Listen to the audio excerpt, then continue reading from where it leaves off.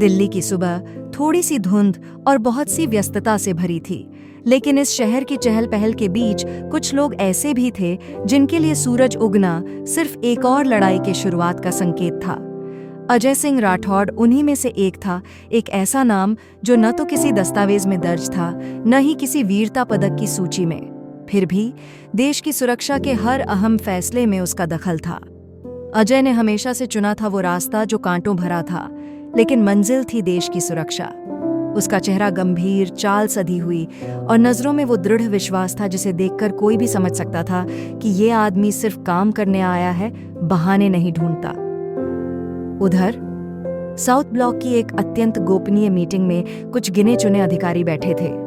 इन लोगों के पास न कोई आधिकारिक नाम था, न पहचान, और यही इनकी सबसे बड़ी ताकत भी थी। इस खुफिया यूनिट का नाम था बेबी, जो एक ट्रायल प्रोजेक्ट के तौर पर शुरू हुआ था, लेकिन अब यह देश की पहली और आखिरी रक्षा पंक्ति बन चुका था। बैठक में बताया गया कि पाकिस्तान समर्थित एक आतंकवादी संगठन भारत में बड़े पैमाने पर हमला करने की योजना बना रहा है। सूत्रों के अनुसार दुबई में छिपे एक स्लीपर एजेंट के माध्यम से यह योजना कार्यान्वित की जाएगी। इसके पीछे एक नाम था बिलाल खान, जो पहले भी कई हमलों में शामिल रह चुका था। अजय को यह मिशन सौंपा गया कि वह दुबई जाकर उस एजेंट से संपर्क करे और जितनी जानकारी निकल सकती है निकाले। यह आसान नहीं था, क्योंकि दुश्मन की परछाइयां नजर से कहीं तेज होती हैं। अजय का परिवार और मन का द्वंद्व। जब अजय घर लौटा तो उसकी पत्नी अनुप्रिया ने दरवाजा खोला। वह जानती थी कि उसका पति एक साधारण ऑफिस कर्मचारी नहीं है, लेकिन उसने कभी ज्यादा पूछताछ नहीं की। दोनों के बीच कम शब्दों में बहुत बातें होती थीं। अजय की बेटी ने दौड़कर उसके गले लगते हुए कहा, पापा, आप फिर जल्दी चले जाओगे क्या? अजय के चेहरे पर हल्की मुस्कान थी, लेकिन आंखें भीतर के तूफान की गवाही दे रही थीं। उसके लिए यह देश की सुरक्षा सिर्फ एक नौकरी नहीं, एक कसम थी जिसे उसने अपने दिल में उतार रखा था। उस रात वह ज्यादा नहीं सोया। उसका मन एक ओर परिवार की ओर खिंचता, तो दूसरी ओर देश के लिए उठी हुई तलवार उसे रुकने नहीं देती। Mission Dubai. अगले दिन अजय फर्जी पासपोर्ट पर दुबई के लिए रवाना हुआ। उसके साथ थी प्रियंका, एक निडर फील्ड एजेंट जिसने अपनी बहादुरी से कई बार टीम को बचाया था। वह खुद अपने गुस्से और जज्बातों को नियंत्रण में रखने की कला जानती थी। दुबई में उतरते ही उन्होंने एक होटल में चेक इन किया और वहां पहले से मौजूद एजेंट रईस से संपर्क किया, जो पिछले कई महीनों से एक संदिग्ध व्यक्ति जमाल की निगरानी कर रहा था। जमाल वही व्यक्ति था जिसके जरिए बिलाल खान भारत में पैसा और हथियार पहुंचाने वाला था। अजय ने जमाल पर नजर रखने का निर्णय लिया, लेकिन दुबई में भारतीय एजेंट के लिए हर कदम जोखिम भरा था। अगर उनकी असल पहचान खुल जाती तो वहां की सरकार मदद करने के बजाय उन्हें गिरफ्तार कर सकती थी। दूसरी ओर दुश्मन की योजना। कहीं पाकिस्तान के एक मदरसे में मौलाना मोहम्मद रहीम, जो आतंकियों के ब्रेन वॉश करने में माहिर था, बिलाल को यह यकीन दिला रहा था कि उनका अगला मिशन भारत की जड़ों को हिला देगा। अब हमारी लड़ाई बंदूक से नहीं, दिमाग से होगी, मौलाना बोला। बिलाल जानता था कि अब की बार भारत की सुरक्षा एजेंसियां उनके पीछे होंगी, इसलिए उसने हर चाल बड़ी सावधानी से चली। भारत के कई शहरों में स्लीपर सेल सक्रिय हो चुके थे। दिल्ली, मुंबई, बंगलौर, हर जगह एक नई तबाही का बीज बोया जा चुका था। दुबई में पूछताछ। अजय और प्रियंका ने जमाल को एक रात एक क्लब से बाहर निकलते समय पकड़ लिया। उसे एक सुनसान गोदाम में लाया गया, जहां सवालों का दौर शुरू हुआ। शुरुआत में वह चुप रहा, लेकिन जब अजय ने उसे उसकी बेटी की तस्वीर दिखाकर याद दिलाया कि उसका परिवार भी सुरक्षित नहीं रहेगा, तो उसकी चुप्पी टूटने लगी। जमाल ने बताया कि बिलाल अगले हफ्ते इस्तांबुल से पाकिस्तान रवाना होगा और वहीं से वह भारत के खिलाफ अंतिम योजना को अंजाम देगा। यह जानकारी मिलते ही अजय जान गया कि वक्त बहुत कम है। वापसी की तैयारी। अजय और प्रियंका ने फौरन इस सूचना को भारत भेजा। अब मिशन का अगला चरण शुरू होना था, बिलाल को उसके ठिकाने से पहले ही पकड़ना। लेकिन उसके लिए अजय को सीमा पार जाना होगा, एक ऐसे देश में जहां उसकी मौजूदगी एक युद्ध छेड़ सकती है। जब वह दिल्ली के लिए उड़ान भर रहा था, तब उसके मन में फिर वही सवाल घूम रहे थे क्या कभी हम सच में जीतेंगे, या यह लड़ाई हमेशा इसी तरह अनदेखी रहेगी जैसे हमारी पहचान? दुबई से लौटने के बाद अजय की आंखों में अब कोई शंका नहीं बची थी। जो सूचनाएं मिली थीं, वे एक बड़े खतरे की ओर इशारा कर रही थीं। टीम को यह मालूम था कि दुश्मन इस बार सिर्फ बारूद से नहीं, बल्कि सोच और रणनीति से हमला करने वाला था। अब वक्त आ गया था जब उन्हें सरहद पार जाकर उस योजना को जड़ से खत्म करना था। भारत लौटकर अजय ने सीधे यूनिट मुख्यालय में मीटिंग की। वहां पहले से मौजूद जय, एक बेहद कुशल टेक्निकल विशेषज्ञ, ने बताया कि पाकिस्तान में मौलाना रहीम ने पिछले कुछ महीनों में कई विस्फोटकों और फंडिंग चैनलों को सक्रिय किया है। बिलाल अब इस पूरे अभियान का संचालन करने वाला है। अजय की सोच स्पष्ट थी, जब तक इस योजना के सूत्रधार को खत्म नहीं किया जाएगा, खतरा बना रहेगा। लेकिन सबसे बड़ी चुनौती यह थी कि बिलाल पाकिस्तान में था और भारत के लिए वह क्षेत्र एक सीमित पहुंच वाला स्थान था। योजना की शुरुआत बैठक में तय किया गया कि एक सीमित टीम तैयार की जाएगी जो पाकिस्तान जाकर बिलाल को या तो जिंदा पकड़ेगी या समाप्त करेगी। टीम में अजय के साथ जय, अजहर और शुक्ला जी भी शामिल थे। शुक्ला जी, जो विभाग के वरिष्ठ थे, उन्होंने ऑपरेशन को एक कोड नाम दिया, शांतिपथ। यह ऑपरेशन सिर्फ रणनीतिक नहीं, राजनयिक और भावनात्मक स्तर पर भी बेहद संवेदनशील था। यदि मिशन विफल होता तो भारत और पाकिस्तान के बीच तनाव और गहराता, लेकिन यदि वे सफल होते तो एक बड़े आतंकी अभियान की जड़ ही खत्म हो जाती। दुश्मन की तैयारी। दूसरी ओर बिलाल को पहले से ही अंदेशा था कि भारतीय एजेंसियां उसके पीछे हैं। उसने कराची में अपने लिए विशेष सुरक्षा टीम तैयार की थी और उसके चारों ओर सशस्त्र लोगों का घेरा बना दिया गया था। मौलाना रहीम अब अंतिम चरण की तैयारियों में था। भारत के कई शहरों में स्लीपर सेल सक्रिय हो चुके थे। उसकी योजना थी कि एक ही दिन में भारत के 5 बड़े शहरों में आत्मघाती हमले किए जाएं, ताकि पूरा देश झुक जाए। उसने भारत की जनता को डर में जीने पर मजबूर करने की कसम खा ली थी। ऑपरेशन की तैयारी। भारतीय टीम ने नेपाल के रास्ते पाकिस्तान में घुसने का फैसला किया। यह एक ऐसा मार्ग था जो कम सुरक्षा कवच में था, लेकिन जोखिम अत्यधिक था। जय ने वहां के संचार नेटवर्क को हैक कर पहले से बिलाल की गतिविधियों की निगरानी शुरू कर दी थी। अजहर, जो एक फिजिकल ट्रेनर और फील्ड एक्सपर्ट था, ने सभी को पाकिस्तानी माहौल के अनुसार ढालने के लिए एक अलग प्लान तैयार किया। वह जानता था कि वहां सिर्फ ताकत नहीं, समझदारी की भी जरूरत होगी। सभी टीम सदस्य अलग अलग नकली पहचान के साथ तैयार हुए। उनके पास न कोई आधिकारिक दस्तावेज थे, न कोई समर्थन और न ही वापसी की गारंटी। पारिवारिक दायित्व और बलिदान। इस मिशन से पहले सभी को अपने परिवार से अलविदा कहना था, बिना यह बताए कि वे कहां जा रहे हैं और क्यों। अजय ने अपनी पत्नी अनुप्रिया को सिर्फ इतना कहा, अगर मैं देर से लौटूं तो चिंता मत करना, मैं अपनी सबसे पसंदीदा जगह पर हूं, सरहद पर। उसकी बेटी ने मुस्कुराकर गले लगाया, लेकिन उसके मासूम मन में छिपी बेचैनी अजय की आंखों से छुपी नहीं रह सकी। शुक्ला जी, जो हमेशा सख्त बने रहते थे, इस बार कुछ पल के लिए भावुक हो उठे। वे जानते थे कि इस उम्र में शायद यह उनका आखिरी ऑपरेशन हो, लेकिन उनके शब्द थे, मृत्यु से अधिक गंभीर होता है एक सच्चे सिपाही का अधूरा फर्ज। पाकिस्तान में प्रवेश। टीम ने नेपाल के रास्ते चुपचाप सीमा पार की। हर एक कदम उनके लिए नया जोखिम था। रास्ते में कई जगह उन्हें स्थानीय एजेंट्स की मदद लेनी पड़ी, लेकिन वे सावधानी पूर्वक आगे बढ़ते रहे। कराची पहुंचकर उन्होंने एक गुप्त स्थान से बिलाल के ठिकाने की जानकारी इकट्ठा करनी शुरू की। जय के तकनीकी कौशल के कारण टीम को बिलाल के मोबाइल टावर कनेक्शन और जीपीएस लोकेशन की सटीक जानकारी मिलने लगी।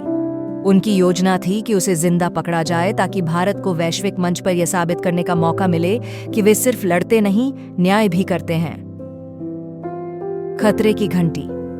लेकिन जैसे जैसे टीम बिलाल के करीब पहुंची, खतरे की गंध और तेज होती गई। उन्हें यह एहसास हुआ कि दुश्मन को भी अब उनकी उपस्थिति की भनक लग चुकी है। कराची पुलिस की गतिविधियों में अचानक वृद्धि हुई। अब टीम के पास ज्यादा समय नहीं था। हर पल उनके सामने 2 विकल्प थे, मिशन पूरा करें या शहीद हो जाएं। निष्कर्ष, इस भाग के अंत तक टीम बिलाल के अत्यंत निकट पहुंच चुकी थी। ऑपरेशन शांतिपथ अब अपने सबसे कठिन चरण में था। चारों ओर अंधेरा, संदेह और मौत की आहट थी, लेकिन देशभक्ति की लौ इतनी प्रबल थी कि हर बाधा धुंधली लगने लगी। अजय के मन में बस एक बात थी, या तो बिलाल भारत की अदालत में होगा या इतिहास में। कराची की सरजमीन पर भारतीय टीम जैसे ही पूरी सतर्कता से आगे बढ़ी, हर एक सांस खतरे के साए में थी। अब वे दुश्मन के गढ़ में थे, जहां हर दीवार, हर दरवाजा और हर चेहरा एक अनजाना शक लिए खड़ा था। यहाँ कानून नहीं चलता था, सिर्फ बंदूकें और वफादारी का व्यापार होता था, और यह व्यापार जान की कीमत पर होता था। अजय, जय, अजहर और शुक्ला जी, 4 लोग, एक मिशन और अनगिनत दुश्मन। उनके पास अब सिर्फ कुछ घंटे थे। बिलाल की गतिविधियां तेज हो रही थीं। मौलाना रहीम पाकिस्तान से बाहर जा चुका था, लेकिन उसने बिलाल को जिम्मेदारी सौंपी थी कि वो भारत में होने वाले एक साथ 5 धमाकों की अंतिम रूपरेखा तय करे। अस्थायी अड्डा और तैयारी। टीम ने कराची में एक छोड़े हुए गोदाम में अस्थायी अड्डा बनाया। यहाँ जय अपने उपकरणों से बिलाल की गतिविधियों पर नजर रख रहा था, जबकि अजहर और अजय इलाके में गुप्त निगरानी कर रहे थे। शुक्ला जी बैठकर पिछले ऑपरेशनों के अनुभव से हर स्थिति का संभावित हल सोच रहे थे।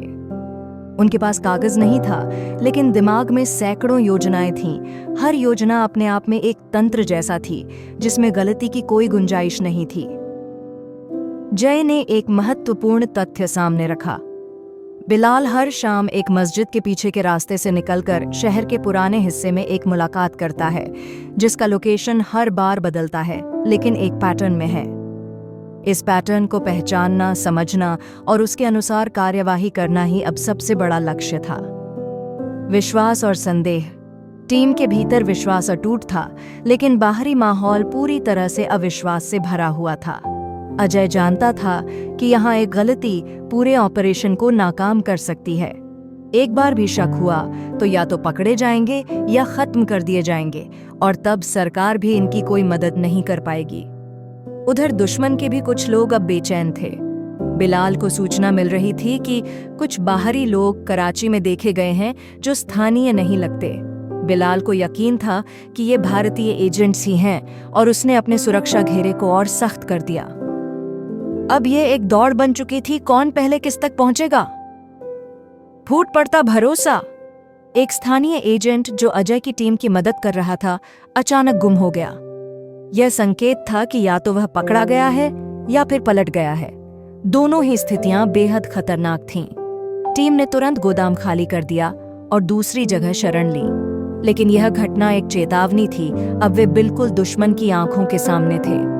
अजय ने जय और अजहर से कहा, अगर कुछ भी गलत हुआ तो तुम दोनों को निकल जाना है। बिलाल को खत्म करने का जिम्मा मेरा होगा।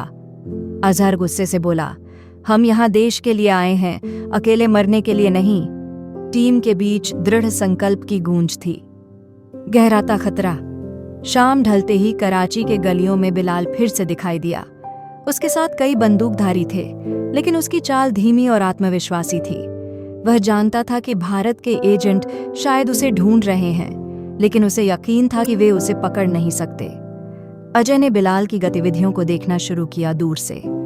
उसे यह स्पष्ट हो गया कि बिलाल कोई सामान्य आतंकी नहीं था। वह एक रणनीतिकार था, एक साजिशकर्ता जो युद्ध को बिना बंदूक चलाए जीतना चाहता था। इस बात से अजय का मन और भी अधिक दृढ़ हो गया। ऐसे आदमी को छोड़ना पूरे देश को अंधेरे में धकेलना है। आत्मघाती योजना का खुलासा। जय ने बिलाल के कम्युनिकेशन को हैक करके यह जानकारी पाई कि भारत में 5 शहरों में अलग अलग स्थानों पर आत्मघाती हमले तय किए गए हैं, जिनमें दिल्ली, मुंबई, हैदराबाद, जयपुर और बेंगलुरु शामिल थे। यह सूचना मिलने के बाद टीम ने भारत में स्थित मुख्यालय को सूचना दी, लेकिन रुकना अब भी नहीं था। बिलाल को यहीं रोकना था, क्योंकि वह अगली योजना का सूत्रधार था। अब अंतिम फैसला यह था कि चाहे कुछ भी हो, अगले 24 घंटे के भीतर बिलाल या तो पकड़ा जाएगा या मारा जाएगा। परिवार की याद। इन घातक घंटों में भी अजय का मन बार बार अपने परिवार की ओर खिंचता था। उसकी बेटी की मुस्कुराहट, उसकी पत्नी की आंखें, सब उसकी यादों में घूम रही थीं। शुक्ला जी, जो उम्र में सबसे वरिष्ठ थे, अपनी जेब में एक कागज रखते थे अपनी बेटी का आखिरी खत। वह अक्सर उसे पढ़ते नहीं थे, लेकिन अपने दिल में उसकी आखिरी पंक्तियां दोहराते थे। पापा, आप जहां भी हो खुश रहो। अगर आप मुझे कभी दोबारा ना देख पाओ तो जान लेना आप मेरे हीरो हो। अंतिम तैयारी। अजय ने पूरी टीम को एक बार फिर ब्रीफ किया। योजना सीधी थी, अगले दिन बिलाल एक निश्चित स्थान पर मिलने आने वाला था, वहीं पर उसे पकड़ना या खत्म करना है। लेकिन वहां पहुंचना आसान नहीं था, हर रास्ते पर निगरानी थी। सभी ने अपने अपने हिस्से की भूमिका स्वीकार की, कोई पीछे हटने वाला नहीं था। ये सिर्फ एक ऑपरेशन नहीं, बलिदान की यात्रा थी। समाप्ति की ओर संकेत। रात के अंधेरे में जब पूरी कराची सो रही थी, अजय की टीम जाग रही थी। उनके सामने था एक ऐसा फैसला जिससे न केवल उनका जीवन बल्कि भारत का भविष्य भी जुड़ा हुआ था। अब यह स्पष्ट था, या तो अगली सुबह के सूरज के साथ एक आतंक की रात खत्म होगी, या फिर कुछ सूरज अस्त हो जाएंगे देश की रक्षा करते हुए। कराची की तंग गलियों में अंधेरा धीरे धीरे सुबह की रोशनी में बदल रहा था, पर भारतीय खुफिया टीम के लिए यह सिर्फ एक और रंग नहीं था। यह एक नई सुबह नहीं, बल्कि एक युद्ध का आरंभ था। अजय, जय, अजहर और शुक्ला जी ने रात भर नींद की एक बूंद भी नहीं ली थी। उनके पास अब एक ही मिशन था, बिलाल को हर हाल में खत्म करना। भारत से भी आदेश स्पष्ट थे, अगर उसे जिंदा नहीं लाया जा सकता तो किसी भी कीमत पर दुश्मन की योजना वहीं खत्म कर दी जाए। अब समय आ गया था जब सिर्फ प्लानिंग नहीं, एक्शन की जरूरत थी। दुश्मन की छाया में बिलाल, इस पूरे आतंकी नेटवर्क का मस्तिष्क, कराची के जिस इलाके में रुका हुआ था, वहां न सिर्फ उसके निजी अंगरक्षक मौजूद थे, बल्कि पाकिस्तानी सेना के कुछ अधिकारी भी उसके साथ गुप्त रूप से मिलते थे। वह पाकिस्तान की सरकार का घोषित दुश्मन नहीं था, लेकिन उसकी गतिविधियों से सत्ता के कुछ वर्ग भी असहज थे। इस बार उसकी मीटिंग किसी मस्जिद के पास तय थी, जहां वह एक मिसाइल पार्ट्स के सौदे पर बात करने जा रहा था, वही मिसाइलें जो भारत में बड़े हमलों में इस्तेमाल होनी थीं। अजय की योजना। अजय ने टीम को 2 हिस्सों में बांट दिया। पहला हिस्सा, जिसमें जय और अजहर थे, पास के इलाके में निगरानी करेंगे और रास्ता साफ करेंगे। दूसरा हिस्सा, जिसमें खुद अजय और शुक्ला जी थे, अंतिम हमले की तैयारी करेंगे। इस योजना की विशेष बात यह थी कि इसमें गुप्त रूप से एक पाकिस्तानी असंतुष्ट अधिकारी भी मदद कर रहा था, एक ऐसा व्यक्ति जिसे यह एहसास था कि बिलाल जैसे लोगों के कारण दोनों देशों के बीच शांति कभी संभव नहीं हो सकती। भारत में बढ़ता खतरा। उधर भारत में मौलाना रहीम द्वारा स्थापित किए गए स्लीपर सेल धीरे धीरे जागने लगे थे। दिल्ली में एक संदिग्ध युवक को पकड़ा गया, जिसने खुलासा किया कि 3 दिन बाद पूरे देश में एक साथ धमाके होने वाले हैं। इस सूचना ने भारतीय एजेंसियों को और भी अलर्ट कर दिया, लेकिन वे तब तक कुछ नहीं कर सकते थे जब तक मुख्य मास्टरमाइंड यानी बिलाल को निष्क्रिय न किया जाए। खतरे की घंटी। जैसे ही टीम अपने ऑपरेशन के अंतिम हिस्से में पहुंची, एक अप्रत्याशित चीज हुई। उनकी गुप्त संचार प्रणाली पर जाम आने लगा। जय तुरंत समझ गया कि या तो दुश्मन ने उनकी मौजूदगी का पता लगा लिया है, या फिर उनकी ट्रैकिंग सिस्टम में सेंध लग चुकी है। अजय ने बिना समय गंवाए सभी को मैनुअल मोड में काम करने का आदेश दिया। अब कोई डिजिटल सहारा नहीं था, बस अनुभव, हिम्मत और संकल्प, आत्मबल और स्मृति। इस निर्णायक मोड़ पर जब चारों ओर मौत की आहट थी, अजय का चेहरा शांत था। उसे अपनी बेटी की बातें याद आ रही थीं। पापा, आप जब काम पर जाते हो क्या आप डरते हो? और उसने कहा था, नहीं बेटा, क्योंकि मुझे पता है अगर मैं डर गया तो तुम सुरक्षित नहीं रह पाओगी। शुक्ला जी भी एक कोने में बैठे गीता के श्लोक बुदबुदा रहे थे। उन्हें पता था कि यह लड़ाई अब सिर्फ बाहरी नहीं रही, ये अब अंतरात्मा की परीक्षा बन चुकी थी। आखिरी घड़ी। जैसे ही बिलाल का काफिला उस जगह पहुंचा जहां बैठक होनी थी, टीम पहले ही वहां तैनात हो चुकी थी। जय ने उस इलाके की सारी कैमरा फीड को बंद कर दिया था। अजहर ने अपने स्नाइपर दृष्टिकोण से बिलाल की स्थिति का आकलन शुरू किया। अजय और शुक्ला जी सबसे नजदीक थे। बिलाल अब उनके सामने था, पूरे सशस्त्र सुरक्षा घेरे के साथ। अब विकल्प 2 ही थे। 1, या तो बिलाल को तुरंत खत्म कर दिया जाए। 2, या एक बड़ी चाल के जरिए उसे पकड़ लिया जाए। लेकिन तभी एक विस्फोट हुआ। एक आत्मघाती हमलावर ने खुद को दूर एक गली में उड़ा लिया। यह भ्रम फैलाने की एक कोशिश थी ताकि बिलाल